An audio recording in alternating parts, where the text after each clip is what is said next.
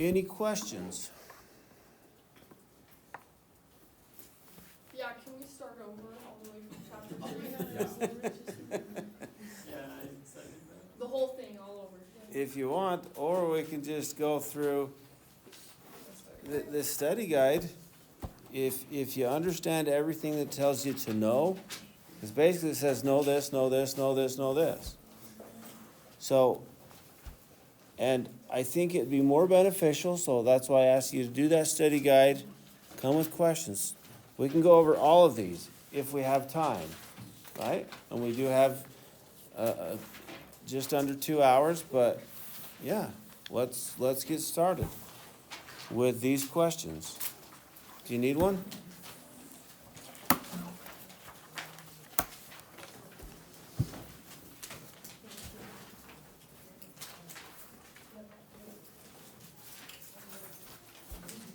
Oh, we're done? Just kidding. Go ahead. How do you determine which atom is sharing electrons and which one's taking them? And which one's gaining or losing? Yeah. Okay. So that's the difference between Two things not. ionic compounds versus covalent compounds.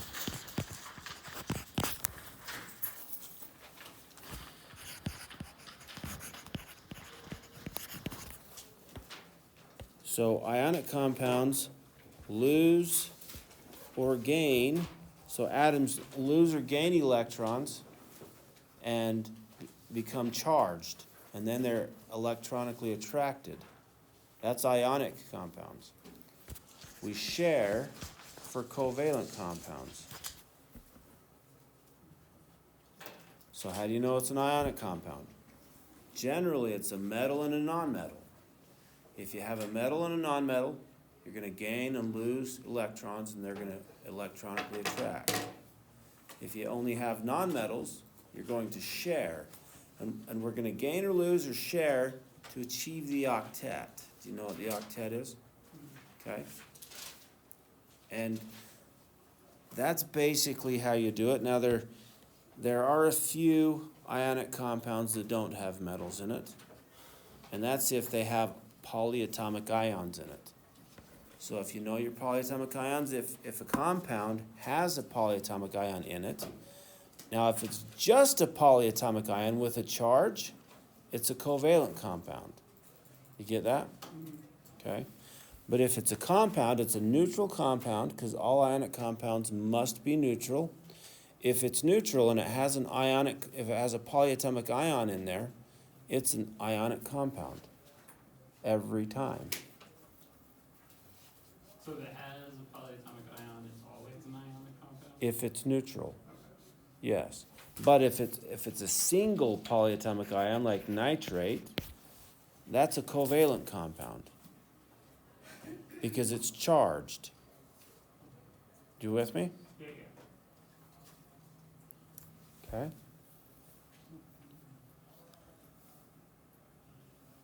Anything else?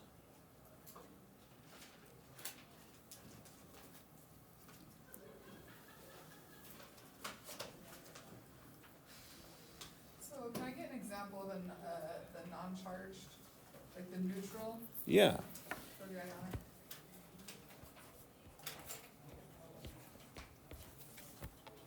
There's an ionic compound in there, and it has another element there. In this case, it's a metal, so metal, non-metal, it's still ionic, right? But if I have NH4 OH, for example, that's still ionic because you have two polyatomic ions. All ionic compounds are composed of cations and anions. Good? And when it has a metal in it, metals are always going to be cations.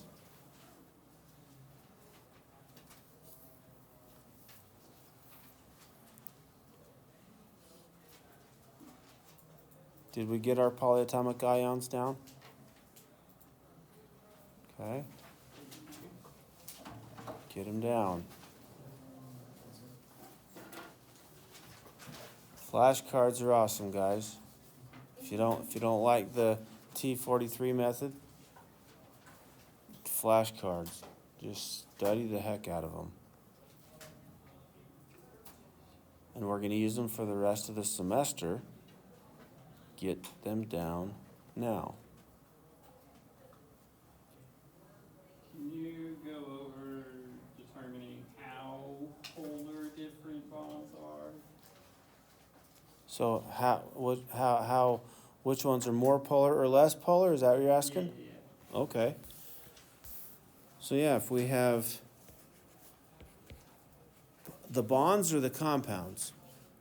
Bonds. Okay. So if we have an NH bond or a carbon-oxygen bond, which bond is more polar? So first of all, we pull out our reference sheet that you're given on the test, and you look at the electronegativity chart. What's the electronegativity value for nitrogen? Turns out that it's 3, so you just look at it, right? And hydrogen is 2.1. So what's the difference between 3 and 2.1? 0.9. Carbon is 2.5. And oxygen is 3.5. What's the difference? 1. This one is more polar. Has a bigger difference in electronegativity. A bigger difference, this is partial negative, this is partial positive. This is partial positive, partial negative, but there's a stronger, so if we draw the dipole here, then we draw something like this, right? We have the electrons being pulled toward the nitrogen, and over here, we're going to draw a little bit longer because it's a little bit bigger. That difference in electronegativity is like the strength of that force. That's, yeah, what I was gonna ask. Good? So is it like more electronegativity is like having a stronger magnet or a weaker magnet? Stronger magnet. Okay. These still Yeah. in, absolute value, right? So it doesn't matter which one comes Yeah, first. it doesn't. I just do big numbers minus small number, like you do in elementary school, right? Yeah, go ahead. I just wanted to mention something about the test. You know how you gave blank ones during class? Uh-huh. And like people you can draw all over them? They don't let you do that in the testing center. Oh, What? Yeah, so when I took my exam in the testing center, since I missed it, they gave me a sheet and it says, do not write all over it. It was really hard. It was really hard. Okay, I will call them and see if, I mean, they should give you scratch paper, right? yeah, you get scratch paper. Yeah, but like, rewriting it all out, I mean, instead of just being able to draw on it. That seems a little bit nonsensical. yeah. Yeah, I got yelled at over it. I totally didn't see the highlighted thing that says don't write all over it, so. When did you take it? Sorry. Was it this class? Yeah, it was for this class. I took that. We only took one test for this. Oh, you already took the test? They didn't. When I had to schedule mine in the testing center a week later, Oh, yeah. Okay. they gave me a copy of one that says do not write all over it, so. And I started writing on it and I got yelled at, so. But did they let you keep it? Yeah, I just couldn't write on it. Did they let you keep it after you wrote on it? No. Oh. Oh, yes. Well, then I had fucking write to on it. erase it all. They Oh. made me erase it, but yeah. I bet it was just a Nazi in there. But it says all over the page because they give you just a basic, simple one that is used for anybody else. Since you can't write on it, they give you that. What, was it made out of gold or what? I guess. I don't Only one know. copy. Oh, only The whole testing one center. square on that thing was made out of gold? Okay. I will call them and ask because that's nonsensical. Yeah, that's stupid. After you call them, could you Email tell you? us the results Uh-huh. in the announcement or Yeah. emails, so we can prepare? Does anybody have their computer out? They can email me and remind me that, I got you. okay? Wait, Call the testing center and ask them why in the heck students can't write on the periodic table. That's that's dumb. Thank you for sharing that. Yeah, I wanted to really mention something important. because, you know, we get blank copies that we can write all over in class, but, yeah. Yeah, that doesn't And make we any can sense. only have one periodic table. Mm-hmm.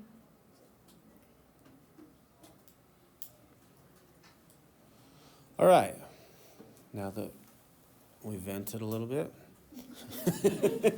what other questions do we have?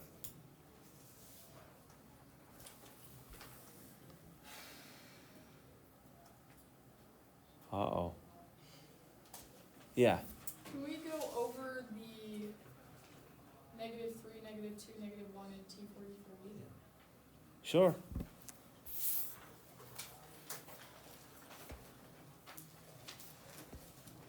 Yeah, because you're going to want to draw this on the periodic table, right? If that's how you studied it.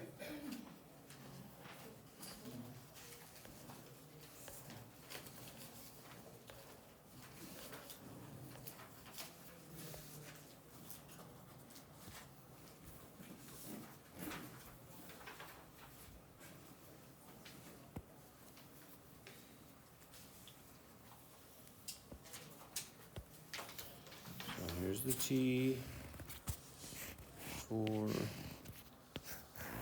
3.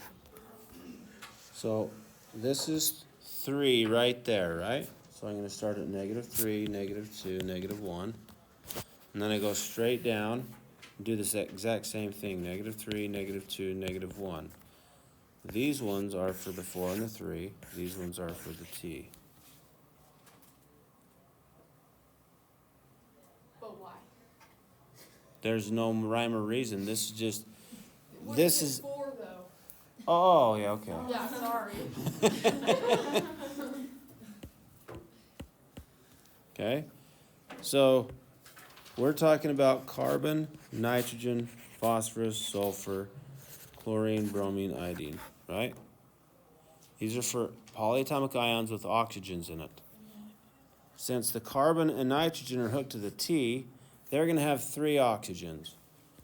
Carbonate and nitrate. They both have 3 oxygens because they're in T. T3 starts with T, right? Yes. And the carbon, the -2 is right above carbon, so that's why it's a -2 charge. The nitrogen has a -1 above it. That's the charge of nitrate. And then the same thing for those guys with those ones. Okay. Does that make sense? Yeah. That actually makes a lot more sense this time. Good, good. Do you want to go over anything else on that? So if it's in the 4, it has 4 oxygens. If it's in the 3, it has 3 oxygens. Like always and forever, or just in this class? Always and forever. But this one And this is just kind of a strategy to help us remember it, really. So what's T43 mean? Nothing. Other than the T is 3 oxygens, the 4 is 4 oxygens, and the 3 is 3 oxygens. Just a way to remember it, and it kind of works out nice. Well, maybe it does mean something, but I just don't know what it means. I don't know. And that it was Nick the camel ate clams for supper in Phoenix. That's anyway. You can remember it that way, but it's like yuck. All right. Yeah. Nick the camel ate clams for supper in Phoenix. So it didn't really talk about those two. You guys forget about it. Don't worry about Nick. He.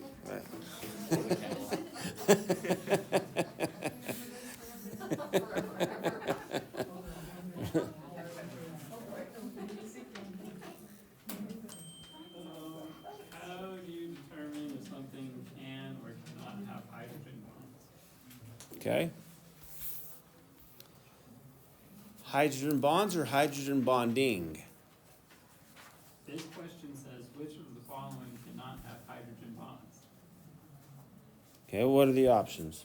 HF, HCl, NH3, H2O, CH3, NH2. The last one's like, A charge? yeah, no, molecule. Is, is what? Combined, What do you mean? like CH3, NH2. Oh, okay. CH3NH2. Yeah. All right, it's talking about hydrogen bonding. Yeah. So they all have hydrogen bonds. So which one's hydrogen bonding? Okay, this one looks like this if we draw it out, right?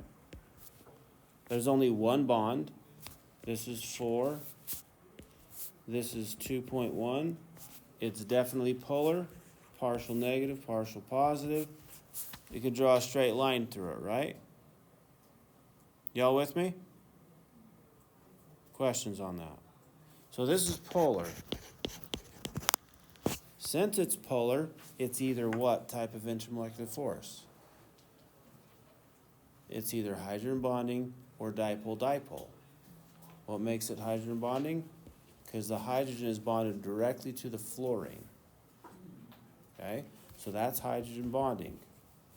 This one right here, it's going to look exactly the same except for different numbers, but it's still going to be polar. But hydrogen is not bonded directly to nitrogen, oxygen, or fluorine. Therefore, it is dipole-dipole. Yeah, Dakota, you have a question? Aren't hydrogen bonds just the negative, positive, like interaction, like that weak force? It is a weak force, but it's the strongest intermolecular force for the covalent compounds. And it's the force that holds water together, right? It doesn't take much to boil it and break that attraction, right? It's not a bond, it's not a covalent bond. It's just an intermolecular force, even though we call it hydrogen bonding. Good? And then this one right here, if we draw it out, it looks something like this. That's a polar bond, so we have partial positive, partial positive, partial positive, partial negative. Do y'all understand how to determine the partial positives and partial negatives? No? This is 0, this is 0.5, and on. If the difference in electronegativity is between 0 and 0.5, not including 0.5, we call it nonpolar. If it includes 0.5 and it goes higher, the difference in electronegativity, then that's polar. And how do you calculate difference in electronegativity? You find the electronegativity values and you subtract them. 4 minus 2.1, that's 1.9. So that's over here, definitely polar. I'm confused how you were just looking at the NH3 and knew which was which. Okay, because H is 2.1, because I've done this for so long. I know what it is. And nitrogen is 3.0. And the difference is 0.9. That's still in this section. So this is a polar bond. So whatever one has a higher electronegativity is partial negative. And the other one is partial positive. Because polar bond means they don't share equally. So the more electronegative element is going to take more of the electrons to them. Good? Yeah.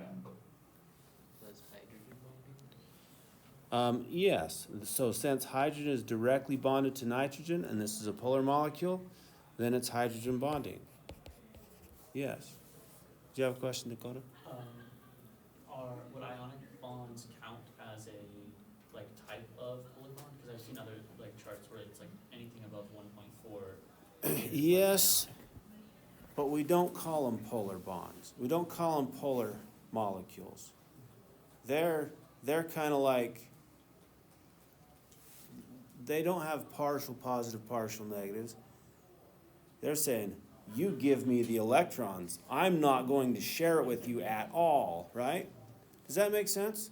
And so you have one that's partially negative, one that's fully negatively charged, and one's fully positively charged. And they got a lot stronger of attraction, but that's not the intermolecular force, right? That's an ionic bond. But if we write NaCl, so that's the bond itself, but then if we have one of them, we're going to have several of them, or thousands of them, really. So there's another salt, right? And this right here is the ion-ion interaction, the ion-ion intermolecular force. And that is such a stronger force that it takes a lot of energy to get it to break, right? It takes 800 degrees Celsius to get that thing to break. Or to go against that intermolecular attraction. Yeah. Do you please go over another dipole and like write it out, and then a London, whatever. Yeah, let's finish this one, Okay. and then we can. So water. So we got to draw the Lewis. Let's do it one step at a time, because I just drew these for you, right? It's like, whoa, how do you know to do it that way? Okay, let's step back and let's draw it. So water. So we got to draw the Lewis structure first, right? And we got to count how many valence electrons this has. We got one for hydrogen, but there's two of them, so that's two total for hydrogens, right? Plus, how many for oxygen? Do you all know how to count valence electrons for main group elements? Are we good? Any questions on that? Because you have to be able to do this. So that's 8 electrons. Oxygen is the central atom because it's not hydrogen, but usually it's the least electronegative. But it's never going to be hydrogen. Do you all understand why it's never hydrogen? Because hydrogen only wants 2 for an octet. It can only be bonded to one other atom. Good? So we have 2, 4. So that means we have 4 more electrons. 2, 4. We used all of them. And they all have octets. Hydrogen's octet is like helium. It only needs 2. Oxygen has 6, just like neon. 8, just like neon. Good? Okay. So now that we have the Lewis structure drawn, we got to determine what it looks like three-dimensionally. And so we go oxygen with 2 hydrogens. This is 4 regions, right? 4 regions is tetrahedral. So that's tetrahedral. Doesn't matter where you put the lone pairs and where you put the hydrogens. It really doesn't. So that's what it looks. Can you all see that three-dimensionally? Even though it's on a 2D plane? Okay. Why is there another H? Oh, there's not. Thanks. Sorry about that. Because your teacher's scrambled brain. Okay. We good? All right, so now we check the bonds. This is a 3.0 and this is, 3.5. Should you go by your memory or should you go by the chart? The chart. Yeah, look at it every time. Look at the periodic table. Don't go off your memory, because if you're anything like me, you're going to make 10 mistakes. Okay? So 2.1, 2.1. The difference is what? 3.5 minus 2.1 is 1.4. Is that polar or nonpolar?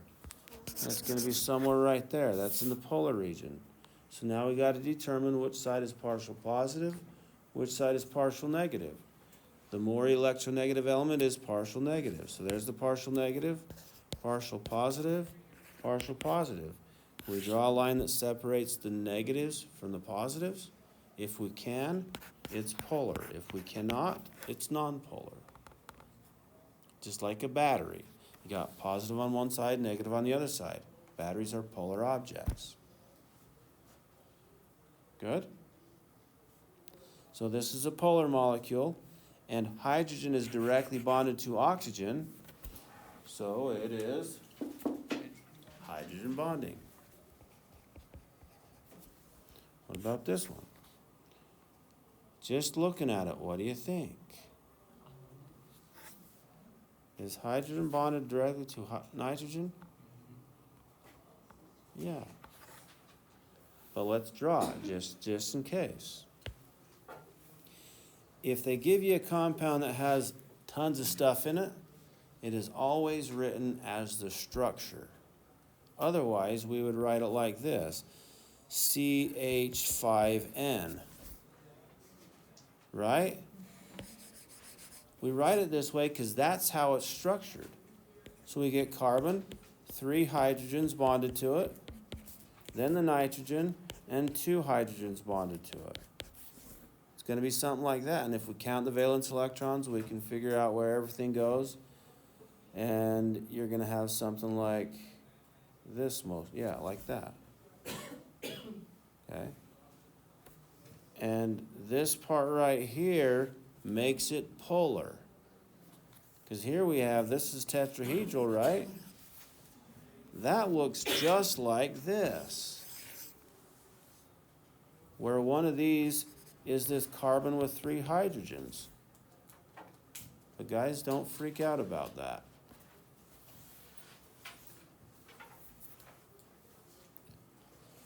Because the homework is always harder than the test.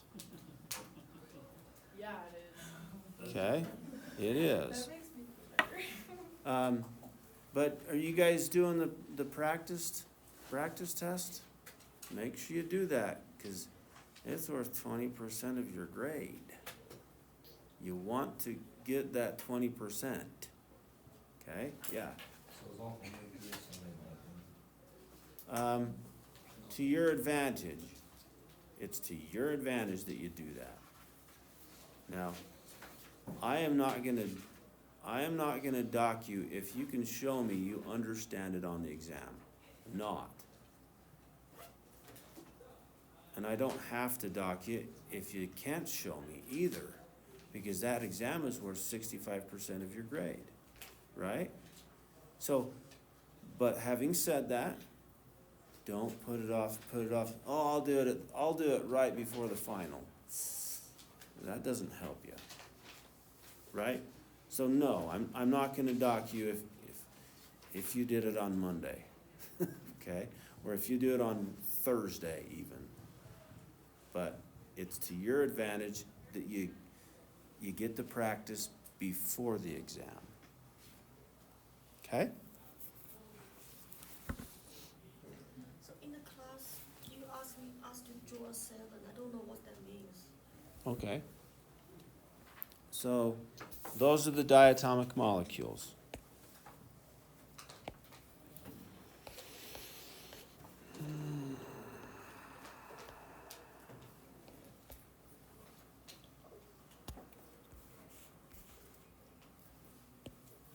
Okay, there are 7, well, let's pick a different color.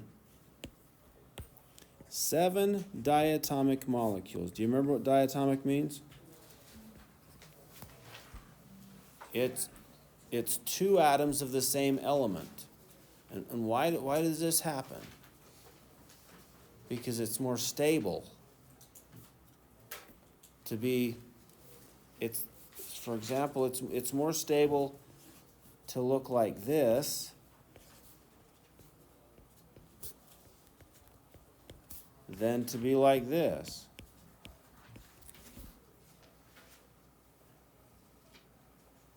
because, I mean, you got, if we draw the orbital diagram, I know I didn't have you guys learn the orbital diagram, but if we draw the Bohr model, oxygen looks like this.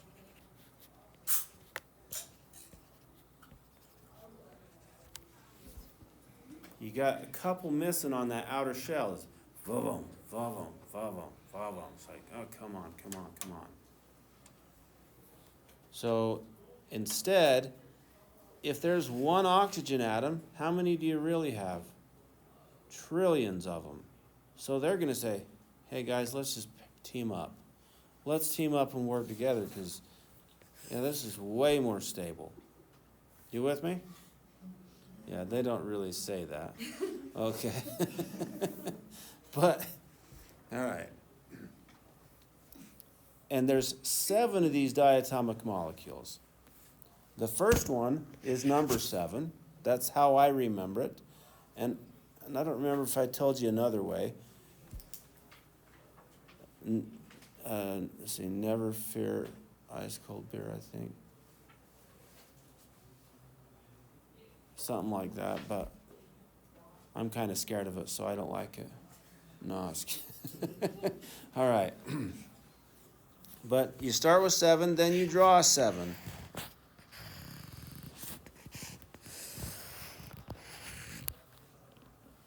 And that's only 6. So the 7th one is right here, the king of exceptions. H2, N2, O2, F2, Br2, Cl2. Oops, I didn't do it in order. I2. And we're going to use that more next unit than this unit. But we're still using it this unit a little bit. Okay? We good?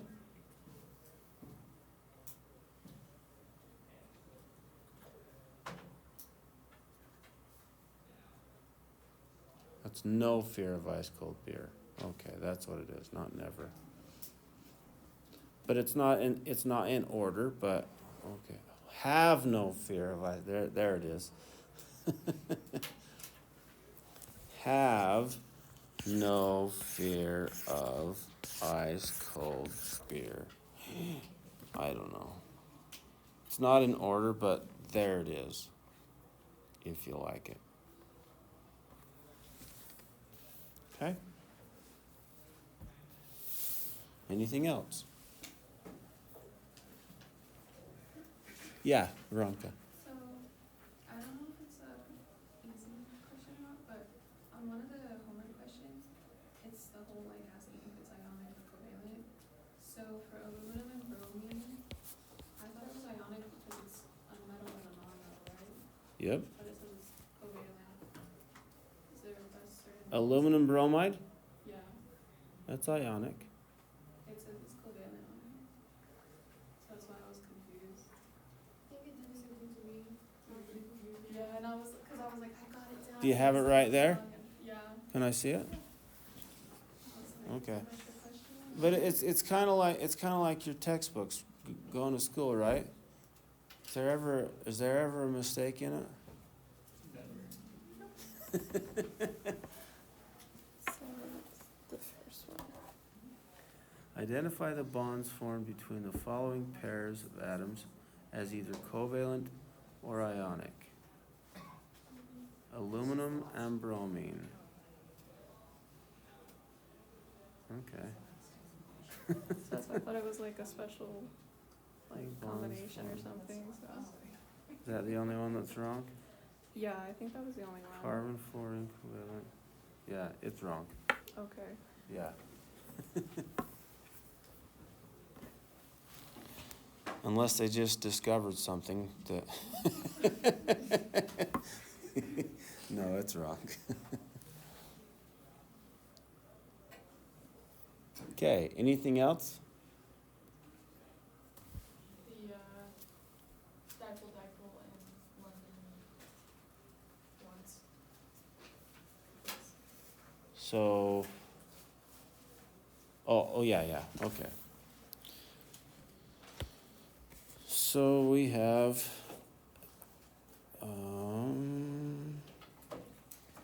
CH4. Alright, so you wanna know why it's London dispersion? Okay, so you draw the structure. This has 4. This has 1 times 4, that's 4. So that's a total of 8 electrons. Carbon's the central atom. That's what it looks like. That's all 8. So the geometry looks like this. Now you gotta check the bond. Is the bond polar or not polar? This is 2.1, this is 2.5. The difference between 2.5 and 2.1 is somewhere right here. It's nonpolar. You have 0 polar bonds, therefore it is nonpolar. Even if it was polar, guys. Partial positive, partial positive, partial positive, partial positive, this is partial negative. You can't draw a line. Anything that is 100% symmetrical is nonpolar.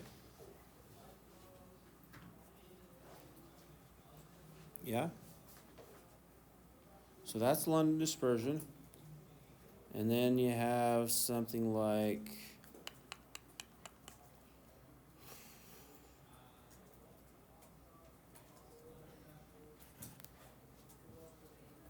H2S.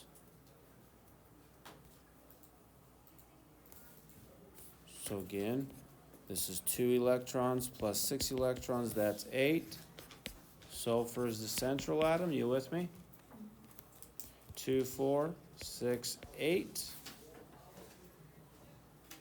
And there's 4 regions, 1, 2, 3, 4.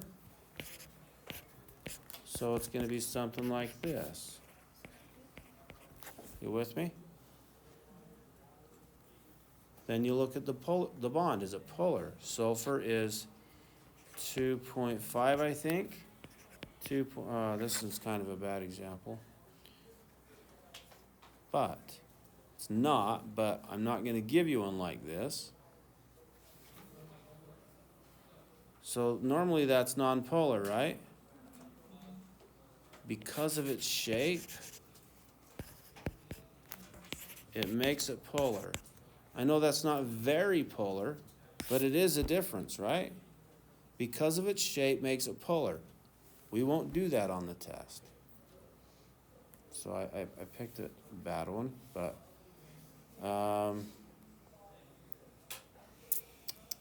anyway, since it's polar, it's not hydrogen bonding, therefore it's dipole-dipole.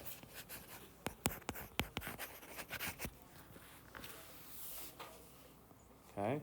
But again, I won't give you one like that on the test. I won't. Can you give us the one that's on the test? I don't know what is on the test. I didn't memorize it. So, yeah. Last semester on this test and the third test, some of the questions on the practice exam were on the test. Ooh. So, Ooh, do the practice test, ladies and gentlemen. Thank you. Say thank you, Alex. Thank you.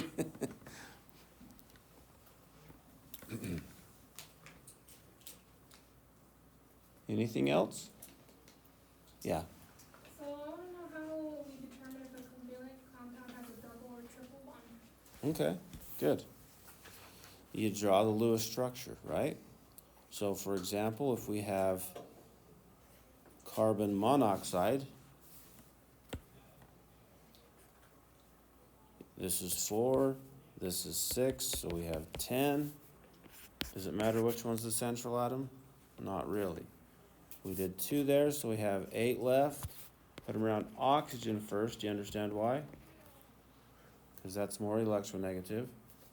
We have 2 left. Put them around carbon. Are we happy? No, when do we, so what do we do if we don't have octets? We make double and triple bonds. So we're gonna take two of those off, boom.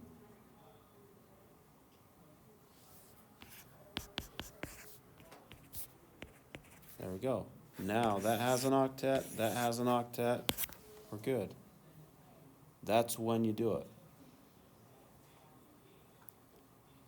Just make sure you count afterwards that you didn't share the wrong one. Because if I share this one, that doesn't really help it, does it? Because then this one has more than an octet, and that didn't really change that one. Good? Did that answer your question? Okay. Do you have any like tips and tricks for memorizing like how to determine what shape the thingies are?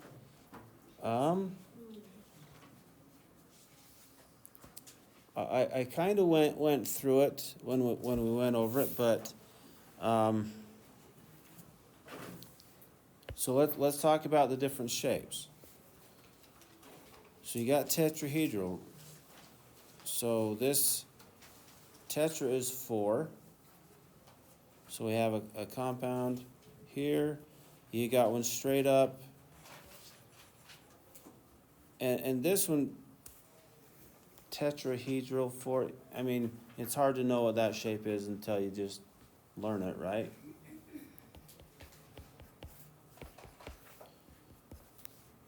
And then you have, I don't know, that one's, yeah, it's just 4. And they want to be as far apart as they can be. So that angle right there is 109 degrees-ish. And so on that one, not really, other than you just have to know what tetrahedral is now, right? So just kind of practice drawing that. And then this one right here,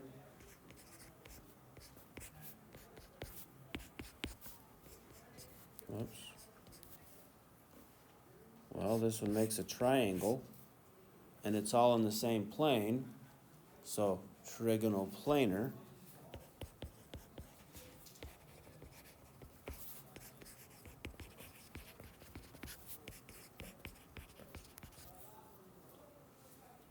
Okay. And then if we have one of these gone, so like in this one here, we have a lone pair, still 4 regions, so it still looks like tetrahedral. That's the electron geometry. But now we have a pyramid with a triangular base. Trigonal pyramid. But if you can't see that three-dimensionally, you might want to get models that you can put together. And you just look at it, oh, that looks like a triangular pyramid. Does that make sense? Yes. Yep, you can. I just called her today, and she added that. Okay. And I'm gonna call her again tomorrow and make sure. Please. Do you ever remember, or did you ever take it? Did you ever take it in a testing I took center? all mine in the testing center last semester. And did they let you write on the? I don't write on things. So Oh, okay, okay. I don't know. So you're gonna help? No, I'm just kidding. I'm sorry. And then if we have one of these missing, then it's going to be something like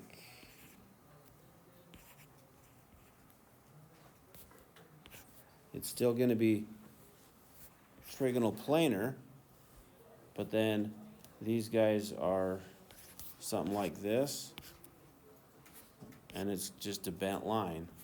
This is a line, and we bend it. Put an H2O. kind of like H2O, but this one's trigonal planar. H2O is going to be something like this, because it is tetrahedral geometry, electron geometry, right? It's still bent, it's just a different angle. So both of these are called bent. They just have a different angle. This is 120 degrees, this is 109 degrees. And you don't really have to know what the angle is, guys, but yeah. So like molecular geometry. Yeah, these are the molecular geometries. Well, I mean, like, is that a thing that people, are there people measuring molecular angles? Well, you just use geometry. So this is a theory. So these electrons don't like to be by each other. They get as far apart as they can be. And if there's 4 regions, then the farthest apart as they can be is 109 degrees in 3D space. And if you work it out, that's what it is, geometrically. And if it's on a plane, then the far apart as it can be is 120 degrees for 3 regions. For 2 regions, it's a line 180 degrees apart. And it's how the physical world works, and that's kind of how we figure this. Good? Did that answer your question? I think I was better off before. I'm sorry.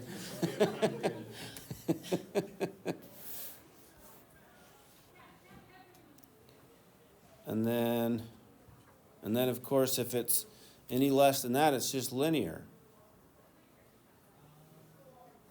So really there's 5 different shapes and linear.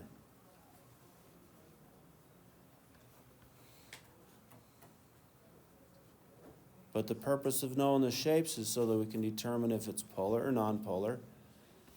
And in the end, determine what the intermolecular force is, so that we can know, okay, how are the properties of these things? Good? Do you have any other questions that I can make it harder for you? Oh.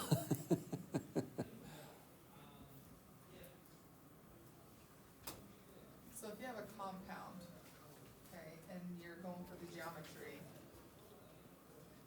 so you have 2 base carbons then, do you name both of them?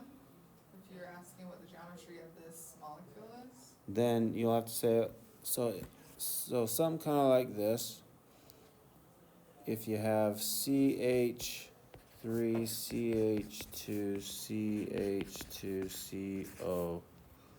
COH. Something kind of like this, right? Or CX, actually it'd probably be more like CH2OH. Okay? So, and this is a little bit more extensive than I'll give you on the test. But if we draw this, and on the test they will draw it for you. You don't have to. And I'm just going to draw the Lewis structure.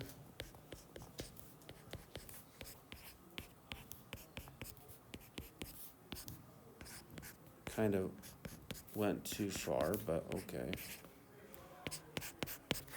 So there it is, right?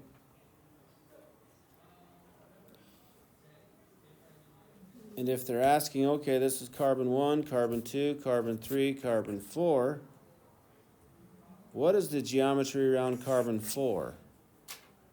What is the geometry around carbon 2? That's what it could ask you. And the one that I picked, they're all tetrahedral, aren't they? Is this a polar molecule or a nonpolar molecule? This part is nonpolar, but this part right here is polar. But isn't this soap? That one is butanol. But it's kind of like soap. Well, soap has a longer tail, right? So this part right here is nonpolar because it's carbon hydrogen, right? But this one right here, so if we're looking at this is going to be our partial positive. Oops, let me use a different color. Partial positive and partial negative. You can draw a line that separates that. So it's got a polar head. And that's what allows you to, like Alex said, wash oil out of something, out of your pans, right? Did we talk about like attracts like, or like dissolves like? Yeah. So oil, what do you think it is? Do you think it's polar or nonpolar? Non-polar, because when it doesn't mix with water, it doesn't dissolve in water, and water we know is polar. And soap has the properties of both, has a polar head and a nonpolar tail. And so it can dissolve the oil with the nonpolar tail, and then it dissolves in the water, or the water pushes it away, right? Or kind of mixes together and takes it off the pan, right? We'll talk more about that later. Yeah. Are we gonna get any questions about the, transition metal group, like the Roman numeral stuff, Uh-huh. or Yes. go over that, please? Yep. So how to name or how to write the formulas, or both? Okay.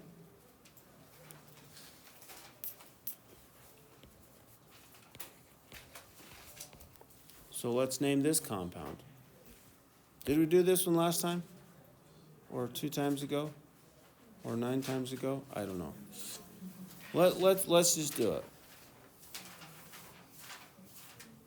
Okay, to name these, we're not gonna just call it copper sulfate, right? Why is that? Because copper is a transition metal. It's variable. So sometimes it's copper 1+, sometimes it's copper 2+. Well, we gotta know what it is. So we figure out what the charge is. Do you remember doing this? Okay, so we gotta know what the charge of one of those ions is, in this case, sulfate. What's the charge of sulfate? 2-.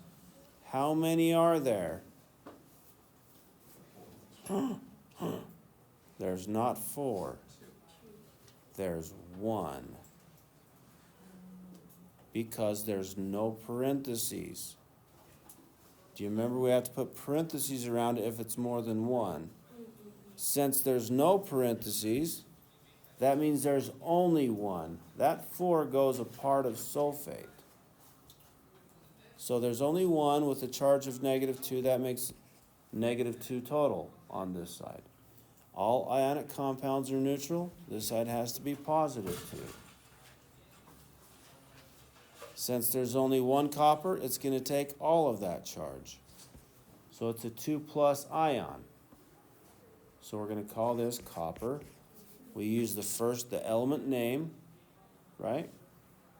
So copper, Roman numeral 2, and then the name of the polyatomic ion is sulfate.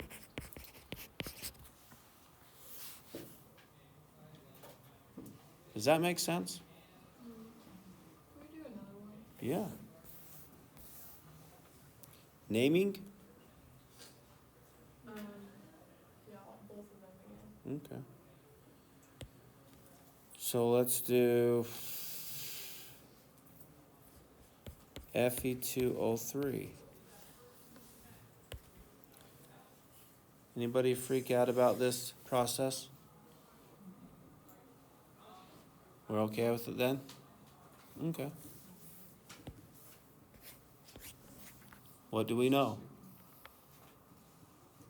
Do you understand why I put a line through the iron and the oxygen? Okay. What do we know? Oxygen has a charge of 2- or -2. How many are there? 3 has a total charge of -6 because there's 3 -2s, makes -6, right? This side has to be +6 to neutralize. There's 2 irons, so that we have to split that +6 into 2 equal pieces. 3 plus. So what's this called? Iron, Roman numeral 3. Change the ending, this is just a main group element, so we change the ending to IDE. Good? And that's also rust, Wait, is the common name. Yeah. so why on the first one did we not times it like the By one? 4, Yes, because there's no parentheses. This is a polyatomic ion. okay. For polyatomic ions, they're a little bit different. Because, so let's do this. If we have, let's do this. If we have, we'll just do the same one. Copper 2 plus and sulfate 2 minus. Let's just say it's copper 1 plus, just to show a difference here. Okay? So we take this number and we cross it down, right? We take this number, cross it down. So it's Cu2. And since there's only 1, do we have to write that 1? No. Then we don't need a parenthesis around it. Right? But if we have one, so let's say if we have magnesium 2 plus and nitrate. Let's cross the numbers down. We have 1 magnesium, we don't have to write the number. But if we don't write a parenthesis, then it says there's 32 oxygens. But there's not. There's 2 nitrates. So we got to put a parenthesis around nitrate and then a 2. So if our compound does not have a parenthesis around the polyatomic ion, that tells us there's only 1 of them. And when we did this, there's 3 oxygens, so we multiply the -2 and the 3 to get -6. But here, there's no parentheses, so that means there's only 1 of them. And each one has a charge of -2, so that's -2. Did that help? Okay.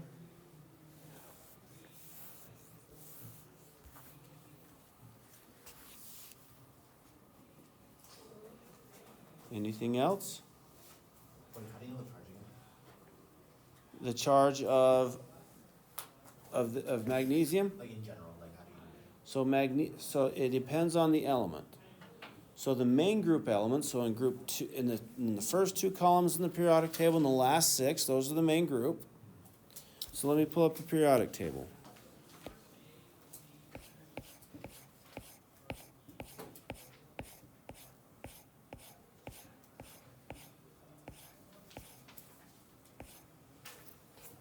Somewhere. There it is. All right.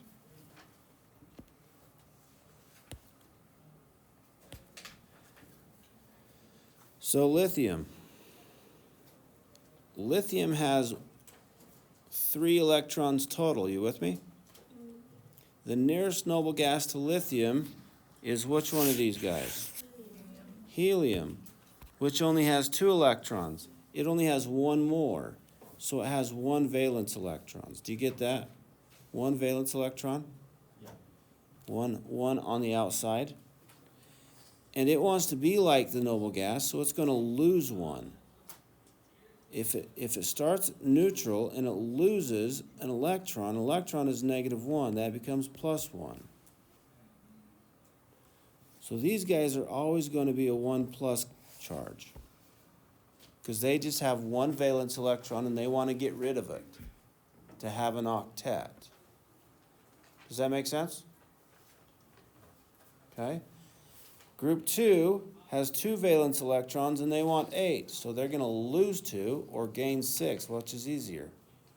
Lose 2, so they're going to be 2 plus. These guys are all variable. You can't look at the periodic table to know that charge, and that's why you gotta do that, and you gotta figure out the charge, right? But this group right here, they all have 3 valence electrons. These guys have 4, these guys have 5, 6, 7, and 8, except for helium only has 2. You with me? If it has 3 valence electrons, it's gonna lose 3 and become 3 plus. If it has 7 valence electrons, it's gonna gain 1 more electron and become 1 minus. So this group is always going to have a 1 minus charge in an ionic compound. This group is going to want to gain 2 electrons, so 2 minus. This one's going to gain 3, so 3 minus. And these guys are weird. Carbon's going to share. Silicon and germanium's probably most likely going to share. And tin and lead is going to be like the noble gases. They're variable. So you have to figure those out, either from the name or from the formula. We good there? Did I answer all your questions on that last one? Yeah. Okay. Oh, well, we're good there?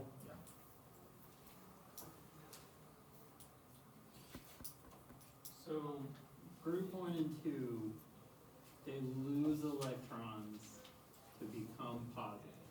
Uh-huh. 1, 2. Do you understand why? Yeah, and it really frustrates me, and then I asked like chemical engineer about the history of it, and apparently we understood it backwards, and we never like changed it, and so it's just backwards. And we're all fine with that. What's backwards? Like, okay, The so, fact that it's +2 or +1 Yeah, instead of like- -2. Well, it's not backwards. it is backwards. Why If, is it if you understand adding negative numbers, it's not backwards. But listen, don't do it that way. Do it this way. As one of my high school students showed me this, after teaching it for 10 plus years, 15 years, okay? Beryllium has 4 electrons. What's the nearest noble gas to beryllium? Why noble gas? Because they all want to be like a noble gas, right? Yeah. The closest one is helium. It has 2 more than helium. 2 more, 2 plus. Lithium, 1 more, 1 plus. Boron, 3 more, 3 plus. Fluorine, the nearest noble gas is neon. It has 1 less, 1 minus. 2 less, 2 minus. 3 less, 3 minus. Do you like that better? Yeah, but if I have an electron, the thing that gives me electricity, and I lose it, why do I gain a charge? That's what If you lose means to take away, right? yeah. You started as neutral. We lose, so we subtract. And the charge of 1 electron is -1. Now type that in your calculator. What's 0 minus a -1? +1. Yeah. The reason why they lose 2 or gain more is to become more full. Yeah, Because if they I have, get that, but like, I'm losing the thing that gives me electricity, and then I'm gaining a charge because of that. That is what I don't. having extra, say 2 extra, would make them need more or less. So they give it away so they can be more when they're full. So do you know what charge is? I guess not. I think that's. maybe what I'm- Charge is something that we as human, has put on something to differentiate them. So we say plus and minus. Did we get those flip-flop? Maybe. But that doesn't change anything. Oh, it changes words, man.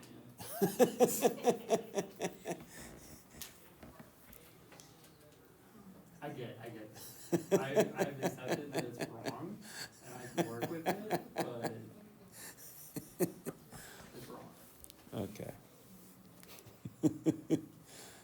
Anything else? If say a compound does have the parentheses, that always means it's ionic.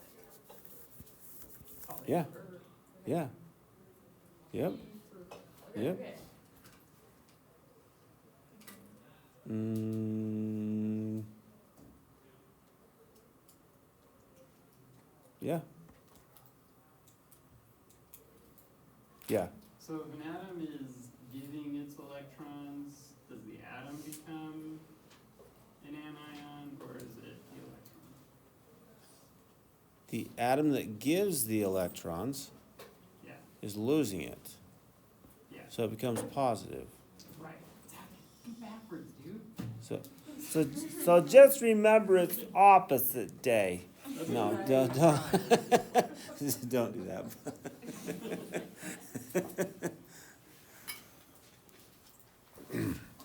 So is the atom, not the electron. Yeah, the atom loses the electron, so the atom becomes The cation. positively charged. Yep. Because Yes. it's losing the thing that makes it electrical, so it's becoming more like, yeah. Well, it's neutral in charge to begin with. I'm gonna get confused. Okay, yeah, just leave it. Keep going. Okay, other questions?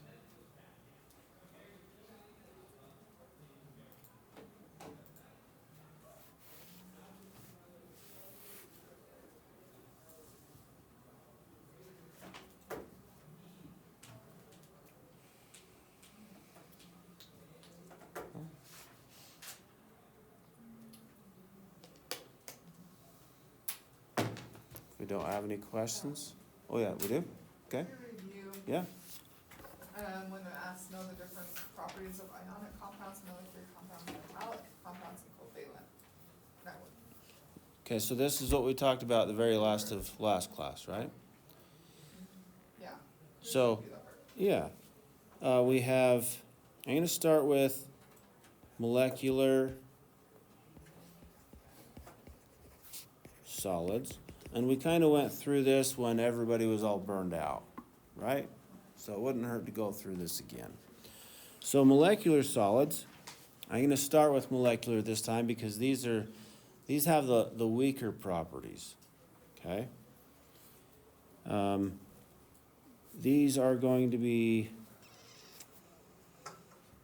let me pull this up so that I can give you the best ideas here.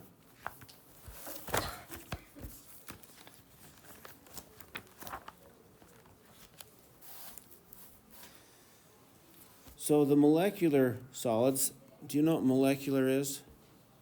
That's basically covalent. Covalent compounds as a solid. And covalent compounds can either be polar or nonpolar, right?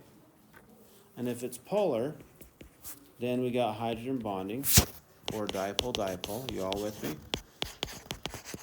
And if it's nonpolar, it's London dispersion. We good? Okay. So you kind of got a broad range of properties here. Hydrogen bonding these are all weak forces. They really are. But this one's stronger and this one's the weakest, right? So this is gonna make you have harder materials, harder solids, and this one's gonna make you have softer solids. This one's gonna make you have higher melting point, lower melting point, higher melting point, higher boiling point. This one's gonna make you have a lower melting point, lower boiling point.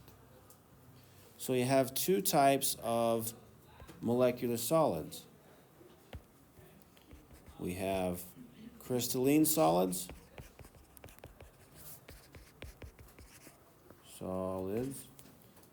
like sugar, or we call sucrose, okay?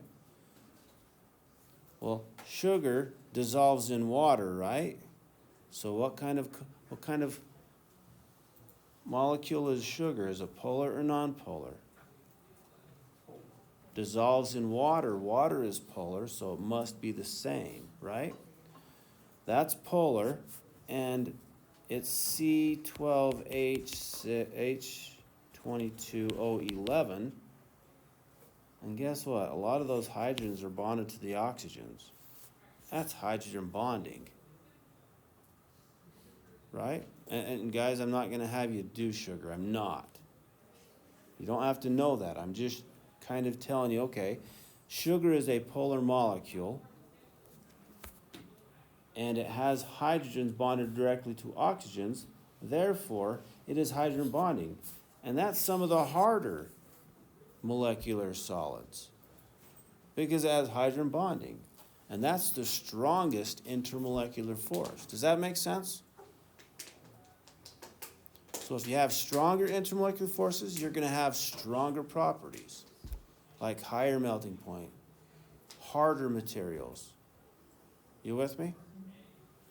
And then you have other solids like amorphous solids. I know that's just a word, guys, and it's a sciencey word. But basically what this means is that it's like butter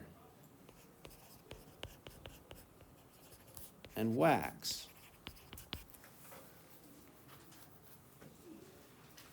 What do you think? Are these polar or non-polar? Non-polar, there's going to be a London dispersion area, right? They're softer. They got lower melting points, lower boiling points, but we already knew that from here, right? So this tells us what the properties are going to be like. Does this make sense so far? So these guys have lower melting points / boiling points because they're weaker intermolecular forces. These are called the van der Waals forces. These are the weakest of all, even though hydrogen bonding is higher than the rest of them, right? Okay. They're softer. Even sugar is softer than salt, right? Because salt is an ionic solid.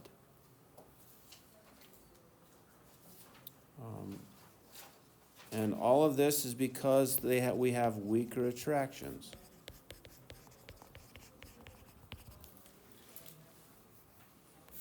So that's our type of solid that has the lowest properties. We good there? Okay, the next type of solid is ionic solids. Like salt, NaCl. And what type of intermolecular forces do these have? Ion-ion intermolecular forces, which are much stronger, much stronger. In fact, the melting point of sugar, we all have seen sugar melt, right? Making caramel in our kitchen. Have you ever melted salt? Melts at 800 degrees Celsius. Because if we draw this, there's sodium chloride, and we got intermolecular forces for another sodium chloride, and another one.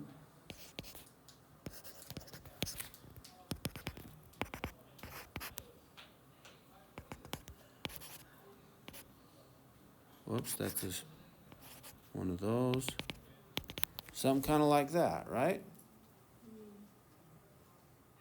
It takes a lot of energy to break that attraction or to go against that. So we're going to have higher melting points and boiling points.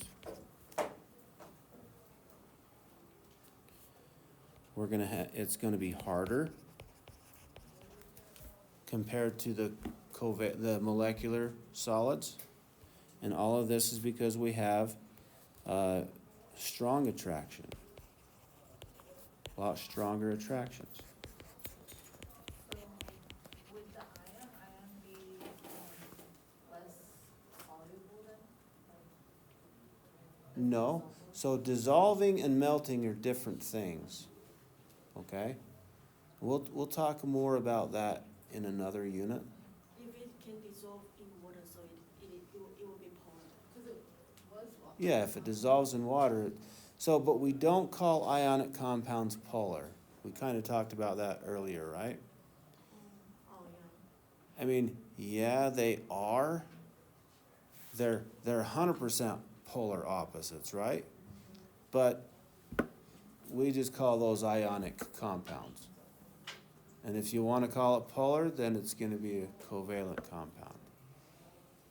Because covalent compounds share, but polar means they don't share equally. Okay? But you can kind of think of ionic compound as a polar substance, but it's way extreme. Good?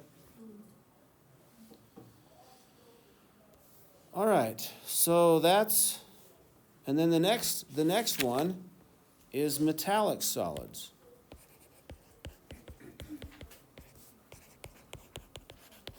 Like copper, like iron, just metals, right? And compared to salt, what do you think? Is the melting point higher or lower? Higher. So these are even higher melting points, boiling points. But are these held together by intermolecular forces? No, they're not. They're held together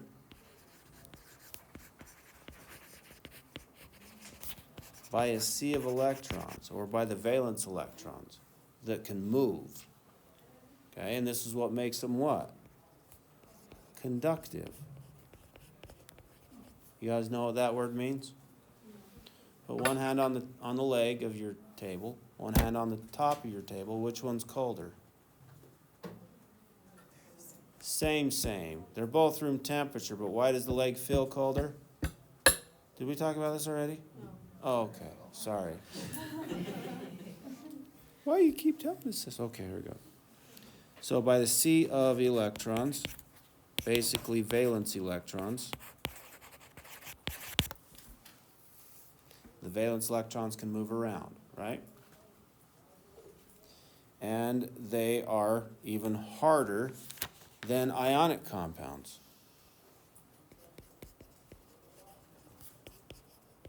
Well, for the most part, right? You can have soft metals. We cut a metal, sodium, right?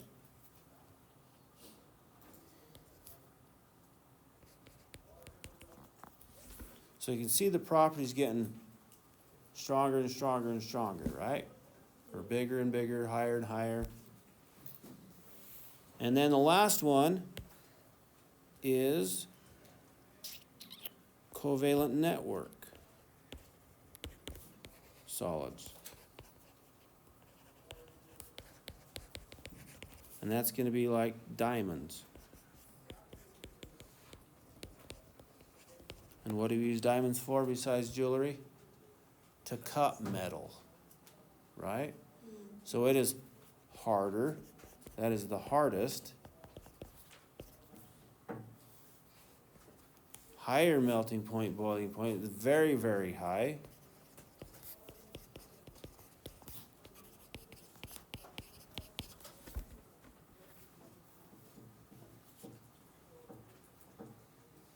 Does this make sense a little bit?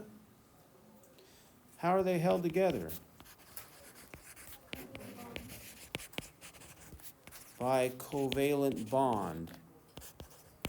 Hold on a sec. I thought covalent bond wasn't very strong. Compared to ionic bond, they're weaker. But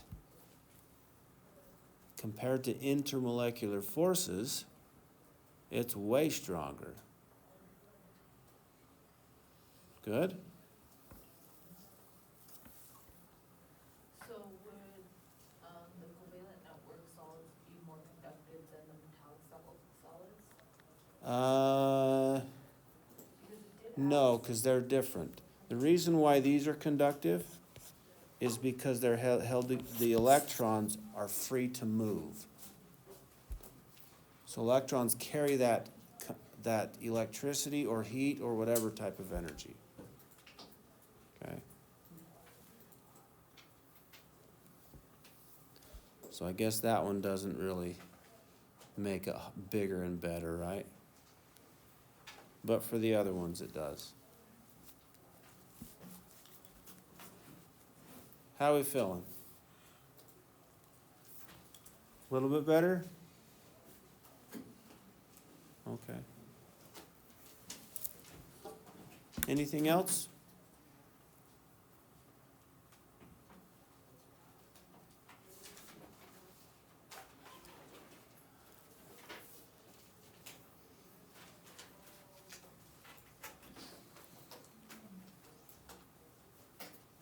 I'm here for you. If you're done, I'm done.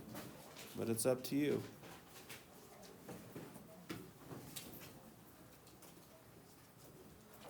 Yeah. I don't know if, it was reviewed already, but polyatomic ions, so the charges are what's in the atom, right? Say that a little louder. The polyatomic ions, the charges are the numbers right above, right?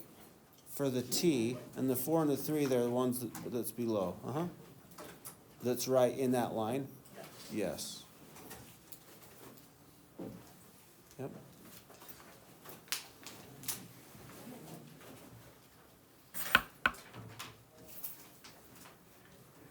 Okay. For the metallic solids, they're always transition metals, right? No. No. Your metallic solids are all metals, Or all metals? not just transition metals. But the transition metals are going to be a little bit stronger, a little bit. If you say the C, by the C of Sea of electrons. it feels like it's more talk about the Thank you. transition metals. So, yeah, for the transition metals, they're more conductive, yes. But aluminum's pretty high conductivity. So, they're not exact, so there's a wide range of properties in metals, there is. So, and so if I give you this, if I give you all the properties, then we're gonna just be here a little bit too long.